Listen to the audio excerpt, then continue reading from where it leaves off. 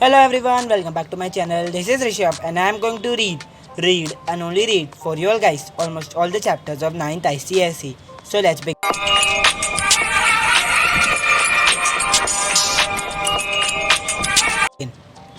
So today I am going to read chapter number 3 Matrabhumi Ka Maan from the textbook Ekanki Sanchay, and this is the part 2 in which I am going to start reading the second दृश्य. So let's start reading. स्थान चित्तौड़ का राजमहल. महाराणा लाखा बहुत चिंतित और व्यथित अवस्था में टहल रहे हैं. मेवाड़ के गौरवपूर्ण इतिहास में मैंने कलंक का टीका लगाया है. इस बार मुट्ठी भर हाड़ाओं ने हम लोगों को जिस प्रकार पराजित और विफल किया है, उसमें मेवाड़ के आत्मगौरव को कितनी ठेस पहुंची है, यह मेरा हृदय जानता है. अभय सिंह का प्रवेश और महाराणा को अभिवादन करना. महाराणा अभय सिंह. महाराणा जी, दरबार के सभासद आपका दर्शन पाने के लिए उत्सुक है. महाराणा. सेनापति अभय सिंह जी, आज मैं दरबार में नहीं जाऊंगा.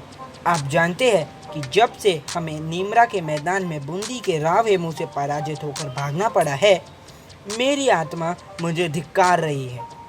बप्पा रावल और वीरवर हमीर के रक्त जिसकी धमनियों में बह रहे हैं, वह प्राणों के भय से भाग गया.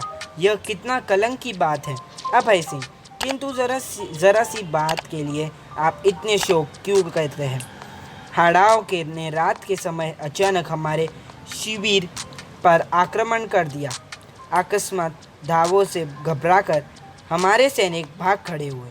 आप तो तब भी प्राणों पर खेल कर राव हेमू से लोहा लेना चाहते थे, किंतु हम ही लोग आपको वहाँ से खींच लाए. इसमें आपका क्या अपराध है और इसमें मेवाड़ के गौरव में कमी आने का क्या कारण है. महाराणा. जिनकी खाल मोटी होती है, उनके लिए किसी भी बात में कोई भी अपयक, कलंक या अपमान का कारण नहीं होता, किंतु जो आने को प्राणों से बढ़कर समझते हैं आए हैं, वे पराजय का मुख देखकर भी जीवित रहे हैं. यह कैसा उपहासजनक बात है. सुनो अभय सिंह जी, मैं अपने मस्तक के इस कलंक के टीके को धो डालना चाहता हूँ. अभय सिंह. मेवाड़ के सैनिक आपकी आज्ञा पर अपने प्राणों की बलि देने को प्रस्तुत है. महाराणा. उनके पौरुष की परीक्षा का दिन आ पहुँचा है. मारावल बप्पा का वंशज में लाखा प्रतिज्ञा करता हूँ कि जब तक बूंदी के दुर्ग में ससैन्य प्रवेश नहीं करूँगा, अन्न जल ग्रहण नहीं करूँगा. अभय सिंह. महाराणा. छोटे से बूंदी दुर्ग को विजय करने के लिए इतनी बड़ी प्रतिज्ञा करने की क्या आवश्यकता है. बूंदी को उसकी कृष्टता के लिए तो दंड दिया ही जाएगा, लेकिन हाड़ा लोग कितने वीर हैं. युद्ध करने में वे यम से भी नहीं डरते. इसमें संदेह नहीं कि अंतिम विजय हमारी होगी, किंतु यह निश्चय पूर्वक नहीं कहा जा सकता कि इसमें कितने दिन लग जाएगी. इसलिए ऐसी भीषण प्रतिज्ञा आप ना करें. महाराणा. आप क्या कहते हैं सेनापति. क्या कभी आपने सुना है कि सूर्यवंश में पैदा होने वाले पुरुष ने अपनी प्रतिज्ञा को वापस लिया है. प्राण जाए पर वचन न जाए, यह हमारे जीवन के मूल मंत्र है. जो तीर तरकश से निकलकर कमान पर चढ़कर छूट गया, उसे बीच में नहीं लौटाया जा सकता. मेरे प्रतिज्ञा कठिनाइयों से पूरी होगी, यह मैं जानता हूँ, और इस बात की हाल के युद्ध में पुष्टि भी हो चुकी है कि हाड़ा जाति वीरता में हम लोगों से किसी प्रकार हीन नहीं है. फिर भी महाराणा लाखा की प्रतिज्ञा वास्तव में प्रतिज्ञा है, वह पूर्ण होनी ही चाहिए. महाराणा. तुम कुछ गा रही थी चारणी. तुम संपूर्ण राजस्थान को एकता की श्रृंखला बांधकर देश की स्वाधीनता के लिए कुछ करने का आदेश दे रही थी, किंतु मैं तो उस श्रृंखला को तोड़ने जा रहा हूँ. दो जातियों में जानी दुश्मन पैदा करने जा रहा हूँ. चारणी. यह आप क्या कहते हैं. महाराणा. आपके विवेक पर सबको विश्वास है.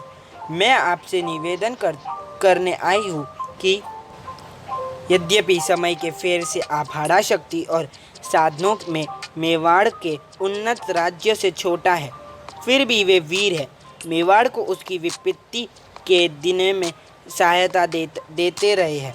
यदि उनसे कोई घृष्टता बन पड़ी है तो महाराणा उसे भूल जाइए और राजपूत शक्तियों में स्नेह का संबंध बना रहने दें।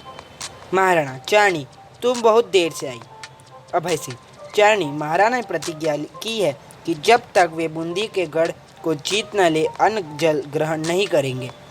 चारनी, दुर्भाग्य, महाराणा मैं ऐसा नहीं होने दूंगी। देश का कोई शुभ चिंतक इसे विद्वेष की आग को फैलाने देना पसंद नहीं कर सकता। अभय सिंह, किंतु महाराणा की प्रतिज्ञा तो पूरी होनी ही चाहिए। चारनी, उसका एक ही उपाय है, वो यह है कि यहीं पर बूंदी का एक नकली दुर्ग बनाया जाए।